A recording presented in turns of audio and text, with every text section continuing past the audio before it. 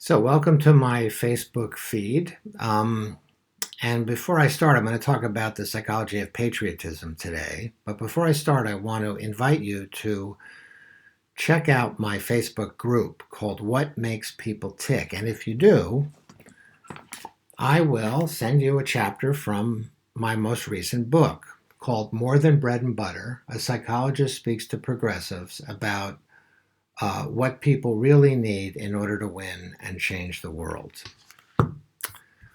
Okay, so I want to talk today about patriotism. You know, patriotism can be a force for good or evil. American patriotism, after all, helped defeat fascism, but German patriotism helped create it. Wars of national liberation deploy patriotic fervor to oppose colonial rule. Unfortunately, right wing nationalism and ethnic cleansing draw on the same fervor. So, appeals to the transcendent value of the nation state can be progressive or regressive. But regardless of the purpose to which patriotism is harnessed, all forms of it share similar psychological dynamics, I believe. Patriotic symbols in our country, like the nation or the flag or the founding fathers, all represent the fulfillment of our longings for connectedness and safety. In this sense, the nation is really a metaphor, isn't it, for a family? Think about it. Families serve the function of providing psychic security and attachment. In patriotism, we're projecting onto ever expanding forms of social authority the longings originally satisfied by parents in childhood. So, for example, it's easy to see the workings of these two needs, the needs for safety and connectedness, in our collective responses to the attack of 9/11 and to the devastation visited on New Orleans and the Gulf by Hurricane Katrina. In the first instance, after 9/11, what did people do? People looked to government to provide security and defense, including a muscular retaliation against our enemies. On a symbolic level, we look to our leaders to provide the protection and strength usually associated with fathers. In the second instance, Hurricane Katrina, people looked to government for what? To provide care and nurturance, a safety net, qualities associated in our culture with mothers. Now, I'm not trying to reduce everything to mommies and daddies, but the workings of the unconscious mind in adults invariably has to draw from our earliest and most primitive experiences. I'd put it this way. Social attitudes and behaviors like patriotism are the products of a complex interplay between the rational and the irrational, between the conscious mind and the unconscious mind, and between private and public factors. But when patriotic feeling is so passionate, one simply has to be open to seeing how its roots lie deep in our psyches. And that fact contributes to the way that patriotism is also vulnerable, as we'll see, to manipulation and exploitation. So let's take a look at how familial patterns can get activated by patriotism. First, some background assumptions. Over 50 years of psychological research has established that human beings have an innate need for attachment and for recognition, and that when these needs are frustrated, the result is usually great mental suffering. I see this suffering every day in my consulting room. You know, families in which parents can't empathize with their kids or each other, or they narcissistically use their kids or neglect them altogether. I see kids who grow up taking care of others instead of themselves, or who retreat from intimacy because of fears of rejection and abandonment. All these things are either causes or effects of disturbances in attachment. But developing kids don't only need reliable and empathic attachments, they also need protection. Children are helpless and dependent on their parents in ways that lead children to look to their parents for authority, protection, and security. Children really need people to look up to admire, to lean on, people who will protect and defend them and who will bestow recognition on them. When parents are protective and reasonable in their exercise of authority, kids grow up feeling secure and are able to safely rely on others. When parents fail to protect children and exercise their authority in arbitrary, frightening, or inconsistent ways, children grow up with a basic sense of insecurity and difficulty trusting others. That makes sense, right? So we all grow up needing empathy and needing security and protection. And just because our families might frustrate these needs, these desires don't go away. That's really important to understand, is that you can repress a wish, but it doesn't mean the wish goes away. We continue to long for recognition and for relationships of mutuality, even as we might be suffering at the same time from loneliness. And we continue to seek security, even as we feel unsafe and unprotected. In this context, it's easy to understand, I think, the powerful psychic meanings of patriotism. See, to feel like an American, to identify with the United States of America, is to feel at once safe and connected. Patriotism establishes a we that satisfies the longings for connectedness and affiliation that are so often frustrated in our private lives. And it offers an image of a strong and fair authority in relation to which we can feel safe and secure.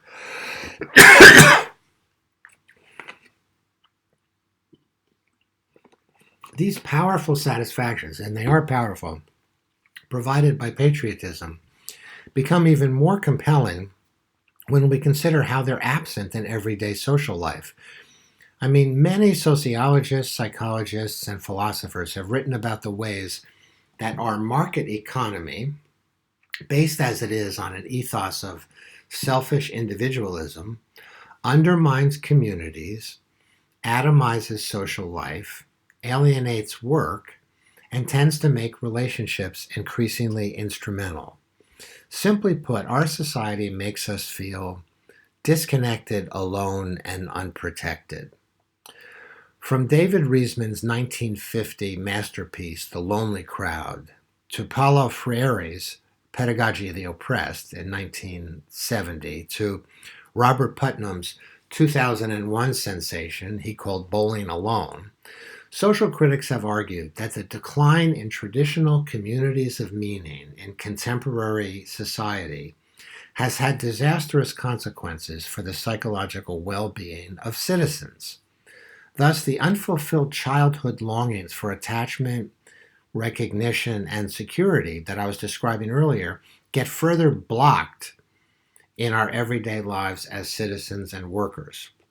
The suffering that results is often profound, but it may be unconscious. We're so atomized and socially disconnected that we view our own needs for community as foolish. We often grow up feeling cynical about the possibility that things could really be different. So we regard our own loneliness and insecurity as if these things were our own fault. To use the phrase that Betty Friedan coined to describe the alienation of women in the 50s, these feelings of loneliness and collective insecurity become problems with no names. Now let's get back to patriotism now. Our American form of patriotism appeals to national pride, to invocations of historical purpose, what's called American exceptionalism, including symbols of collective unity like the flag or the Constitution. And all of these things offer us a symbolic resolution of unspoken longings for relatedness and safety. People do their best to get these needs met, see, even if the pickings are slim and the opportunities are meager. Political movements on both the left and the right seek to link their partisan agendas to the evocation and satisfaction of these frustrated longings. The linguist George Lakoff, for example, has argued that liberals speak to values arising from a conceptual paradigm that he calls the nurturant parent, including the values of empathy and responsibility for others, while conservatives appeal to a mental metaphor involving discipline and self-reliance that he views the strict parent. Think about it for a minute. Both models seek to address the need for connectedness and security, albeit in radically different ways. The political evocation and articulation of our collective passions and distress is ubiquitous in our public lives. Whether people are marching against abortion or against the war in Iraq, intense emotions and not simply cognitive beliefs are on parade. However, while both the left and the right seek to take advantage of frustrated longings for community and safety, conservatives have done so more successfully, at least in the last decade or so. For example, in the post-9/11 climate, conservative and neoconservative ideologues use the need for protection that so many Americans felt to promote what? To promote dubious justifications for a war in Iraq and a massive increase in the police and surveillance powers of the government. Similarly, conservatives have been more successful than liberals in using one other crucial political technique in their attempt to create and exploit an experience of community and safety. What am I talking about? Namely, the evocation of a demeaned other. Conservatives are especially skilled at evoking prejudice. One has to only listen to the racist dog whistles embedded in Trump's and his Republican enablers' warnings about immigration at our southern border to hear a prime example of using images of a demeaned other to foster a sense of community. A sense of we-ness is evoked and solidified by a paranoid discourse that focuses on external threats. We Americans, really it's we white Americans, gives us a deeply satisfying sense, momentarily at least, of belonging to a special club. But clubs are most special when they exclude people. If there are people deemed bad, then this helps the in-group, people in the club, feel good.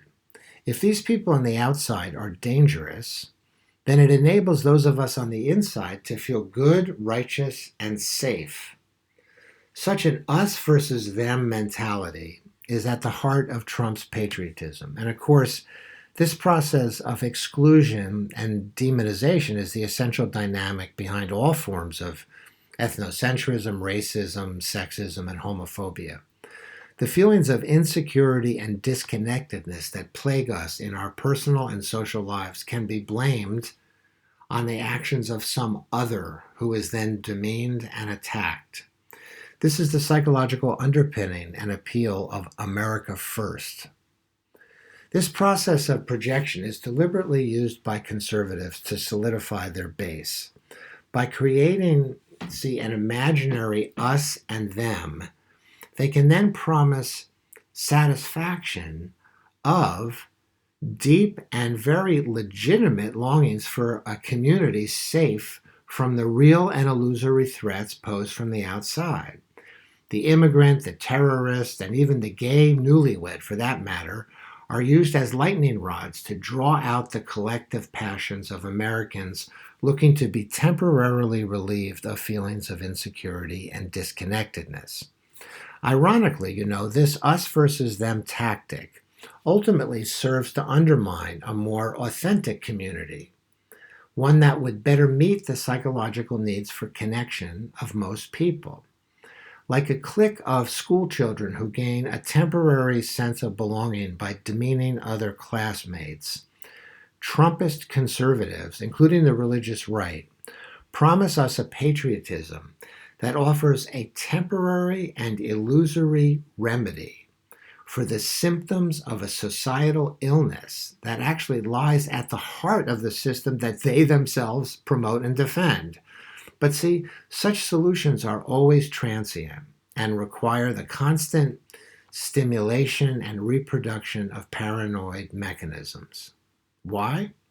Well, because the real reasons that our longings for recognition and safety are continually frustrated are reasons, are causes, that are simply not substantially addressed by the creation of demeaned others. Ultimately, I think we have to say this. While the longings that are being satisfied in paranoid ways are, at their heart, healthy, their frustration isn't the fault of the demeaned other. And thus, a patriotism based on this sort of unconscious logic can't be especially healthy. Ultimately, the frustration of these legitimate needs for security, empathy, and connection is really the result of, what would you say, dysfunctional family systems, the ethos of individualism, the greed of the marketplace, the powerlessness people feel at work, and the violence resulting from discrimination and the collapse of social safety nets.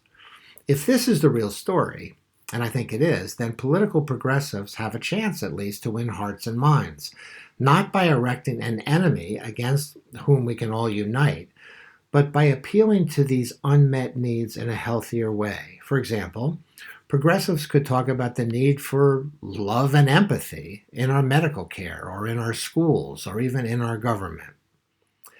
The psychological needs that drive patriotic fervor are universal.